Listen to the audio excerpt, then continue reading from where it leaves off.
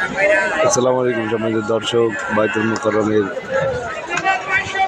দক্ষিণ গেট দেখতে পাচ্ছেন। প্রচুর মানুষ আজ শুক্রবার, এবং বাইতুল মোকাররমের যে দক্ষিণ গেটের যে সিঁড়িগুলো আছে মসজিদের, সেই জাতীয় মসজিদের সেই সিঁড়ির মধ্যেই মানুষ দোকানদারি করছে দেখতে পাচ্ছেন। বসে পড়েছে, যে যা পাচ্ছে, কেউ গামছা বিক্রি করছে, কেউ বুকরা, হিজাব, যে যা পাচ্ছে সবাই বিক্রি করছে।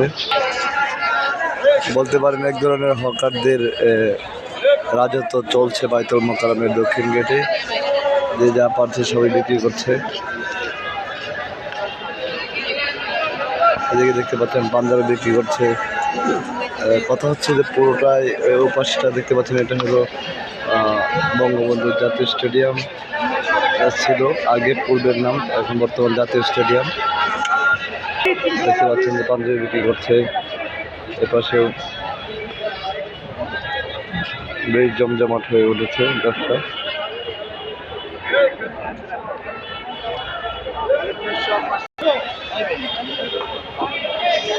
এপাশে দেখতে পাচ্ছেন যে মহিলাদের হিজাব থেকে শুরু করে বিভিন্ন রঙের হিজাব বিক্রি হচ্ছে।